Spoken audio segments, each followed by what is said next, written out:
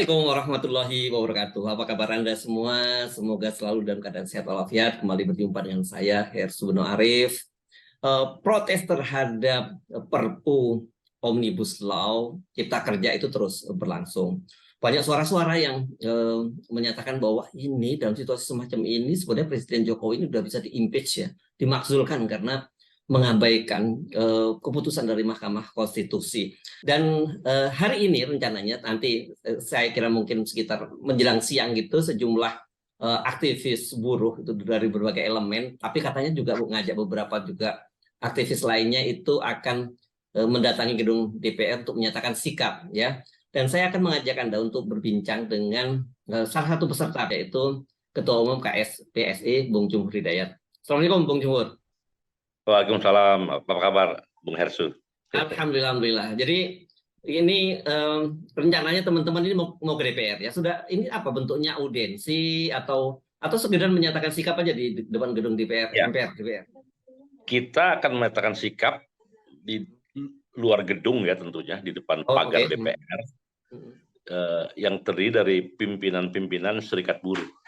Ya, jadi bukan anggota tapi pimpinan. Jadi ketua umum konfederasi, ketua-ketua umum federasi yang jumlah anggotanya kalau dihitung keseluruhan mungkin jutaan lah, banyak sekali gitu ya. Nah, tapi karena waktunya begitu mepet, kita ingin menyampaikan kepada anggota-anggota kita dan masyarakat luas bahwa pimpinan kalian tidak diam. Pimpinan kalian langsung dalam hanya hitungan hari langsung mengambil langkah. Bahwa kami punya komitmen itu. Dan itu biar kemudian bergaung kepada teman-teman di bawah. Dan ini bagian daripada cara kerja berorganisasi. Jadi hari ini rencananya jam 11 pagi. Ya, jam 11 pagi kita berkumpul para pimpinan itu di depan gedung DPR atau persisnya di depan pagar gedung DPR gitu. Dan di situ kita akan menyatakan sikap. Kita sudah punya semacam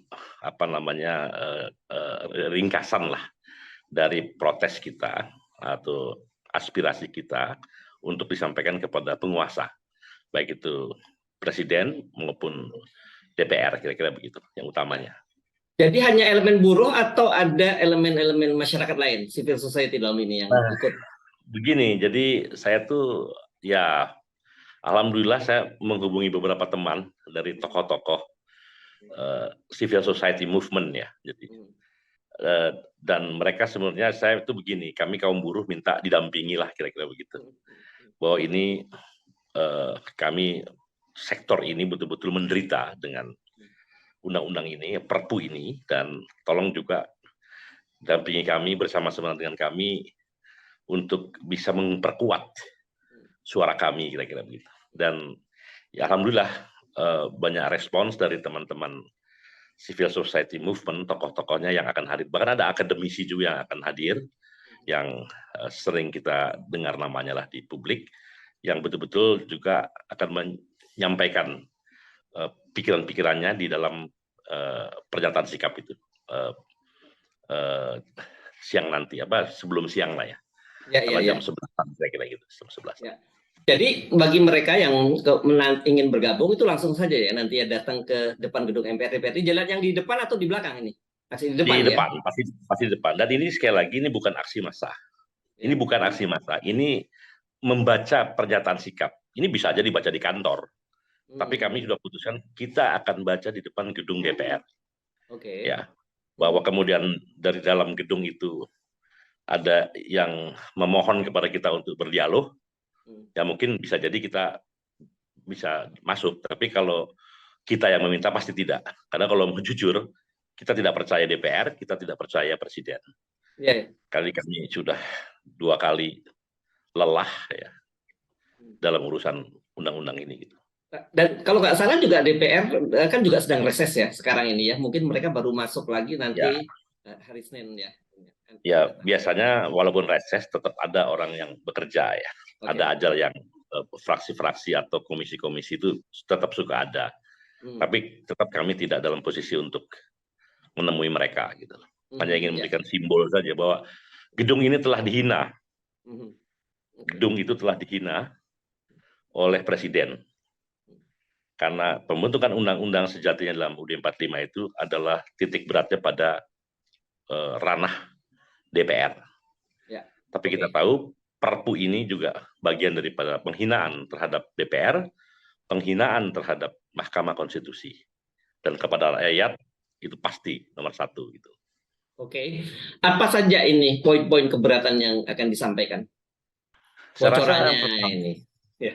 nggak ada bocorannya. Saya rasa yang jelas untuk kami dari sektor perburuhan itu makin buruk dibandingkan undang-undang Ciptaker yang dinyatakan inkonstitusional oleh MK.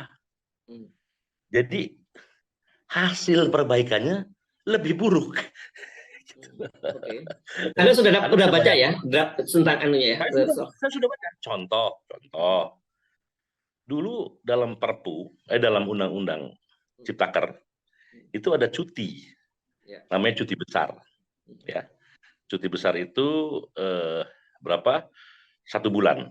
Ketika orang 6 tahun kerja berturut-turut, begitu. Sekarang udah nggak ada lagi tuh. Artinya lo boleh cuti tapi nggak dibayar, gitu. Karena kalau cuti definisinya itu dibayar. Jadi itu satu bentuk yang, dan ada lagi beberapa yang menurut saya tidak lebih baik kita kayak begitulah. Jadi kita protes karena itu kok lebih buruk, kira-kira begitulah. Clear itu. Yang lain sama, ada perubahan. Oke, itu dari sisi rumusan pasal-pasalnya ya gitu. Tapi saya kira sebenarnya sekarang yang banyak dipersoalkan orang bukan sekedar rumusan pasalnya, tetapi proses terbitnya Perpu itu kan, gitu yang paling banyak jadi persoalan kan? Iya, itu kan yang kita sangat kecewa gitu. Jadi proses Perpu itu entah wangsit dari mana gitu ya.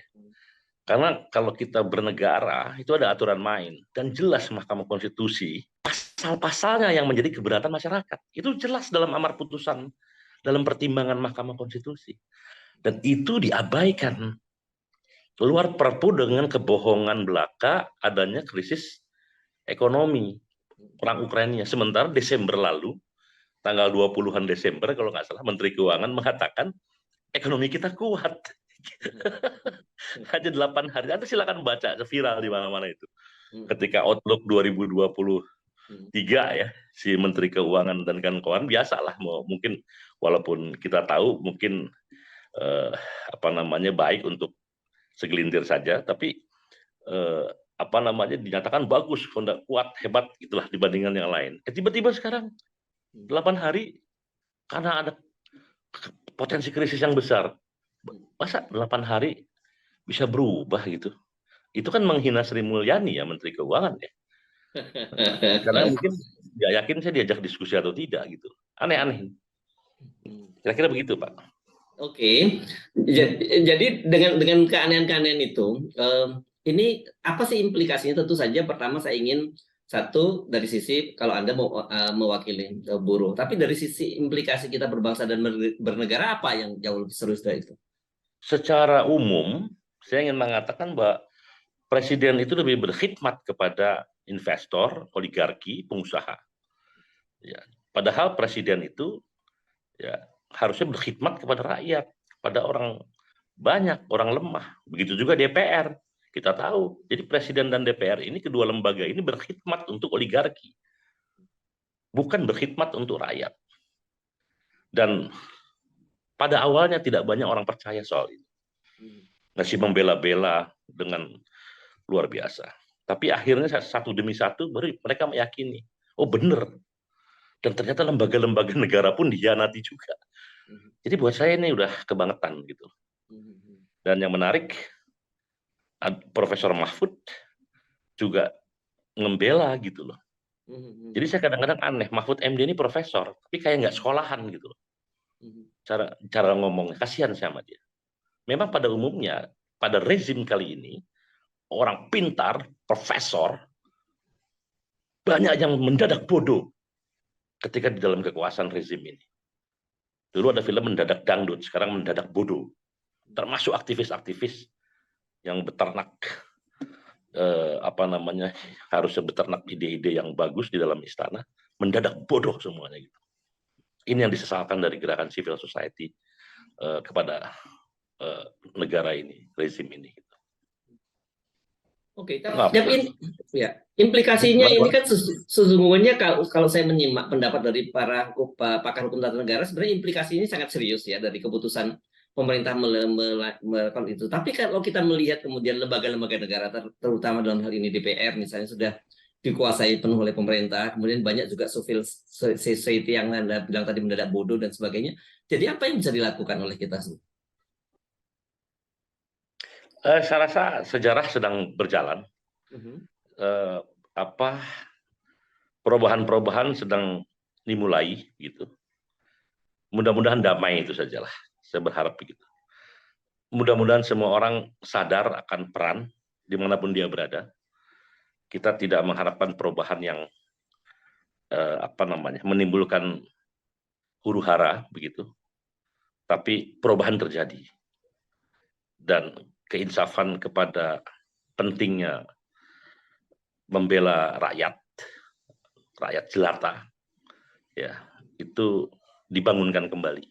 Bukan membela beton-beton di IKN, jalan-jalan tol yang nggak ada hubungannya dengan kesejahteraan rakyat. Sekarang ini 68% rakyat kita kekurangan gizi harian. Ini di Kompas itu. Kita nomor 10 terakhir di ASEAN 10, di negara-negara ASEAN, rakyat yang IQ-nya terendah. Kalau kata Rocky, wajar kita disebut dungu. Itu semua karena kita kurang gizi. Kita bukan kurang beton, bukan kurang semen, kurang gizi rakyat ini. Sehingga otaknya mengkerut, bukan berkembang. Itulah apa yang harus menjadi panduan dari semua pemimpin bangsa ini. Gitu Pak Karsu. Oke, jadi targetnya apa ya ini kegiatan hari ini ya?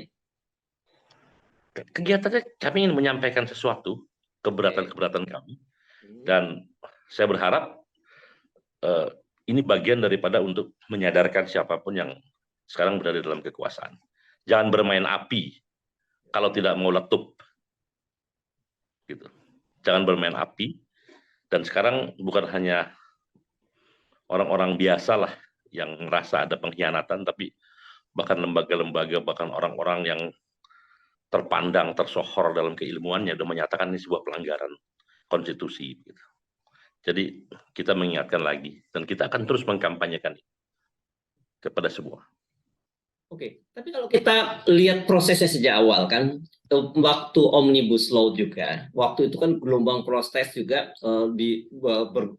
luar biasa kan, aksi unjuk rasa.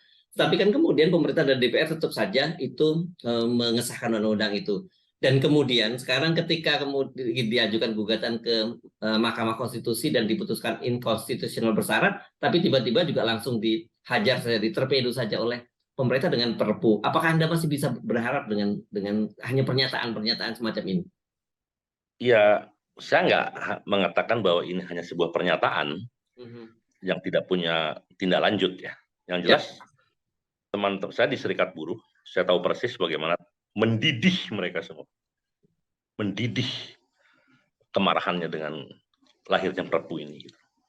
Dan kita sebagai pimpinan Serikat Buruh, Serikat Pekerja, civil society, harus menyalurkan aspirasi mereka itu.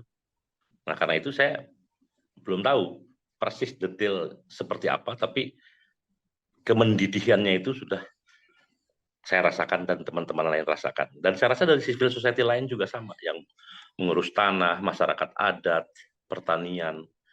Karena saya tahu persis Undang-Undang Omnibus Law itu, atau lingkungan hidup, menerabas semua etika yang seharusnya digaung-gaungkan dalam kehidupan kita.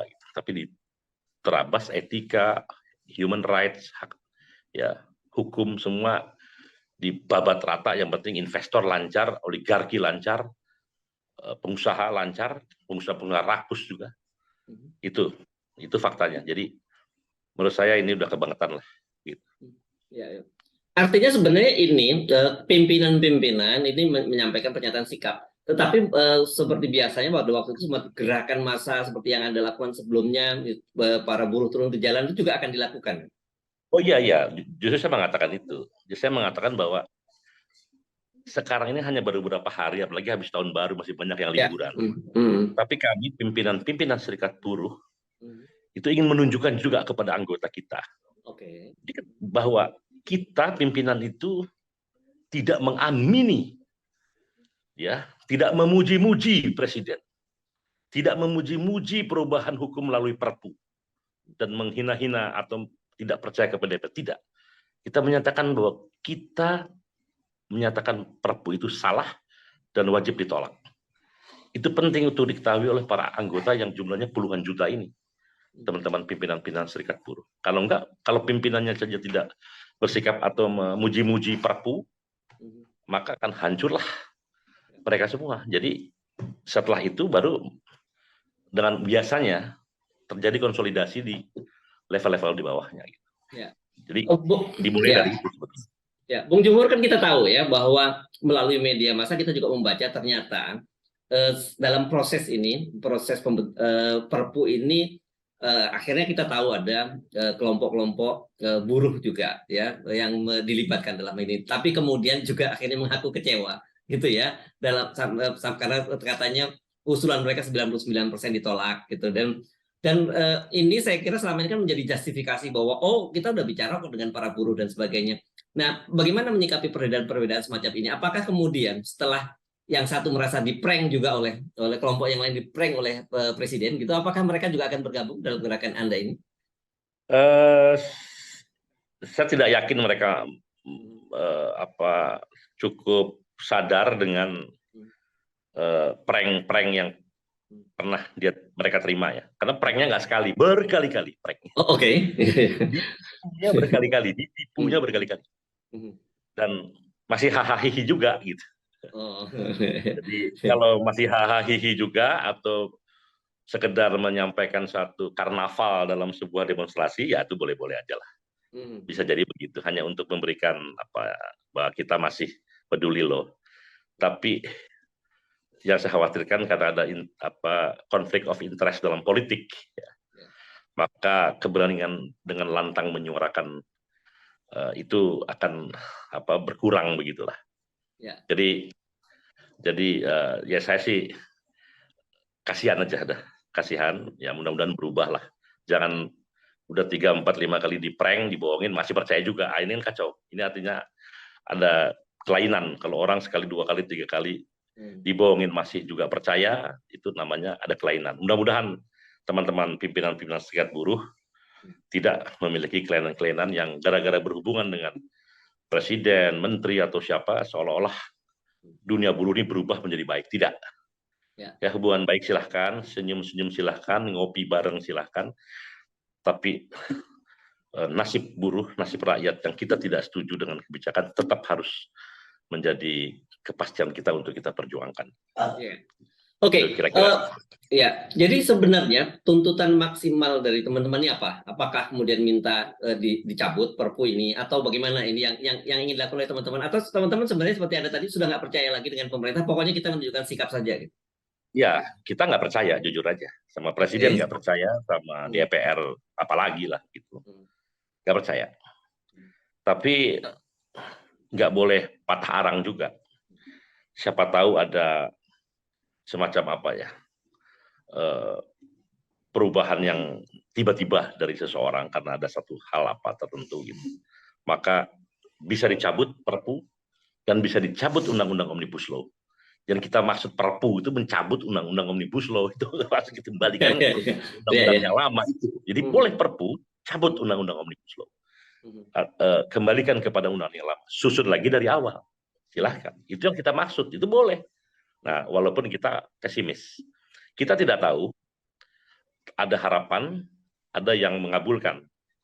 Ya kalau harapannya menguat, membesar, bergelora, yang mengabulkannya tidak melakukan pengabulan itu, ya boleh jadi nanti ada semacam ketegangan, ya. Dan ketegangan itu kita sudah punya mekanisme dalam ketatanegaraan kita mengatasi ketegangan-ketegangan antara harapan rakyat yang bergelora, ya, menjadi gerakan rakyat, ya, dengan negara yang harus bisa mengantisipasi atau istilahnya merangkum dari gerakan itu sehingga terjadi perubahan. Saya rasa kita punya mekanisme itu dan beberapa kali kita sudah melakukan itu. Tanpa bisa dengan perubahan rezim, bisa juga tidak dengan perubahan rezim. Tapi intinya kan policy, kebijakan itu berubah. Itu yang kita harapkan. Kira-kira gitu, Bung Hersu. Ya. Jadi artinya sebenarnya tuntutannya batalkan Perpu itu, dan kemudian kalau mau dibuat Perpu baru yang mencabut Omnibus Law, tentu Perpu yang baru itu akomodatif terhadap tuntutan-tuntutan dari para buruh dan juga aktivis lainnya gitu ya. Iya, kalau itu cabut ya udah, kita berarti duduk dari awal lagi, mari kita benahi, diskusi, dialog untuk membuat peraturan yang lebih baru kan begitu. Nah, tapi sebenarnya ada yang menarik. Ini ada yang menarik karena yang dilakukan Presiden ini bukan sekedar kebijakan ya, yang salah. Itu yang menarik sebetulnya. Kalau saya baca-baca dalam beberapa hari ini, ada pelanggaran konstitusi gitu. Dan ketika ini terjadi pelanggaran konstitusi, ini bukan ranahnya orang gerakan buruh lagi sebetulnya. Tapi mungkin dari yang lain lagi. Tapi yang jelas pelanggaran konstitusi ini merugikan kaum buruh. Nah ini yang saya juga sedang mengeksplor begitu. Apa sih definisi, separah apa sih pelanggaran konstitusi bagi seorang presiden ini? Bahkan kalau Anda baca di media, Jim Lee mengatakan itu profesor yang bisa bilang pendiri MK lah begitu, ya, udah bisa diimpeach itu, artinya diminta untuk turun berhenti, dimakzulkan. Sekelas Profesor Jim Lee loh itu, yang kita tahu integritasnya dalam keilmuan gitu. Ya, tapi kan kita tahu bahwa proses impeachment itu kan itu inisiatifnya harus dari DPR dan kemudian yang memutuskan MPR, dan kita tahu bahwa sekarang ini DPR sepenuhnya dikuasai oleh pendukung pemerintah kan. Iya, ya makanya. Tapi kan DPR dan pemerintah tidak berada di ruang vakum. DPR dan pemerintah berada di ruang rakyat Indonesia, yang bahkan menerima dampak untung atau rugi. Bahkan mereka bekerja semua untuk rakyat itu. Nah, ketika mereka berkong-kali kong bersiasat, ujungnya mensejahterakan rakyat, siasat-siasatnya itu ya alhamdulillah. Tapi faktanya siasat-siasat antara presiden dan DPR itu menyengsarakan rakyat. Fakta ini, saya bisa tunjukkanlah data-data itu clear. Stunting, cebol apa? Stunting itu apa? Stunting, iya, pertumbuhannya nggak sempurna lah, pertumbuhannya tidak sempurna lah gitu ya. Karena kekurangan gizi, stunting tinggi. Jadi bukan hanya fisiknya loh, tapi termasuk juga pertumbuhan otaknya segala macam loh. Ya. Stunting berkembang, kekurangan gizi 68%, kemiskinan, kebodohan yang IQ-nya paling jongkok di seluruh negara ASEAN di luar Timor Leste. Ini kan capaian-capaian yang menyebabkan rakyat lebih rendah, lebih sengsara. Gitu. Nah ini karena kong kali kong antara presiden, DPR, tentunya desain besarnya dibuat oleh kaum oligarki itu. Bahkan mungkin di antara mereka juga ada bagian dari oligarki itu. Jadi sebenarnya perlawanan ini, perbedaan ini antara oligarki dengan rakyat banyak sebetulnya. Oligarki, pengusaha rakus, ya, yang dibenar-benarkan oleh peraturan undang-undangan, cara rakusnya itu dibenarkan. Ribuan triliun orang bisa dengan mudah ngambil kekayaan bangsa ini, dibenarkan oleh undang-undang yang dibuat oleh rezim ini dan DPR. Dan sekarang rakyat sengsara berhadapan-hadapan dengan oligarki yang merampok ribuan triliun itu, yang dibenarkan oleh undang-undang ini, yang dibuat oleh rezim ini. Nah, kita berhadapan-hadapan dengan mereka sebetulnya. Karena saya melihat akhirnya rezim ini boneka saja. DPR itu boneka saja dari mereka semua. Ngeri gitu. Negara ini ngeri sekali. Jadi ini sebenarnya jangan hanya dilihat persoalan ciptaker ya, kan namanya Perpu Ciptaker ya, tapi ada persoalan jauh lebih serius ketimbang seisi dari Perpu itu sendiri, tapi proses terbitnya Perpu itu yang secara konstitusi itu sangat berbahaya gitu ya. Ya, prosesnya sangat berbahaya. Pertama, dia ada dua yang saya lihat ya. Pertama, melanggar UUD 45 itu dengan membuat premis adanya kegentingan yang memaksa. Nah, pernyataan ini bohong belaka dan disangkal oleh kabinet bidang perekonomian yang menyatakan ekonomi kita bagus-bagus saja. 2023 bagus. Beberapa hari kemudian akan hancur ekonomi kita gitu loh. Sehingga perlu perpu, kan itu udah ngaco sendirilah. Jadi pernyataan kegentingan yang memaksa yang dipersyaratkan dalam UUD 45 itu adalah bohong belaka. Bohong belaka. Itu satu. Jadi pelanggarannya UUD 45 loh. Ya. Oke. Yang kedua adalah keputusan MK itu undang-undang statusnya. Perintah MK itu sama dengan perintah undang-undang. Dan dalam sumpahnya, Presiden itu tidak boleh melanggar, bukan hanya melanggar konstitusi, tapi juga melanggar undang-undang. Jadi, kalau melanggar undang-undang, Presiden juga bermasalah. Gitu. Jadi, konstitusi dilanggar, undang-undang, di mana kelasnya itu sejajar dengan amanat atau amar putusan dari MK, itu dilanggar. Disuruh begini, malah dikerjakan yang lain. Nah, itu kan lembaga tinggi negara. Produknya produk undang-undang. Gitu, kira-kira begitu. Jadi, menurut saya, ini serius. Gitu. Yes. Ya, tapi gerakan buruh tidak berpikir lebih daripada itu. Yang pasti kalau kita adalah sementara ini ya, sampai dengan sekarang ini kita hanya berpikir cabut Perpu, cabut undang-undang Omnibus Law. Ya.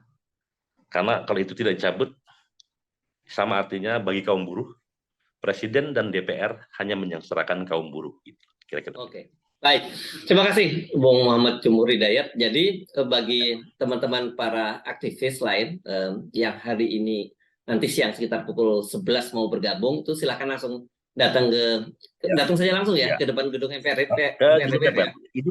Ini bukan aksi massa, ini pernyataan sikap saja. Jadi kita nggak rame, mungkin hanya 50 orang, 60 orang gitu. Karena pimpinan-pimpinan saja. Dan saya juga berharap pimpinan-pimpinan civil society organization itu bisa hadir. Insya Allah sudah ada beberapa yang menyatakan akan hadir juga. Kita akan mendengarkan sama-sama nanti. Baik, terima kasih Bung Jumhur Hidayat. Sampai nanti siang ya. Assalamualaikum warahmatullahi wabarakatuh. Assalamualaikum Mas Hersu. Terima kasih.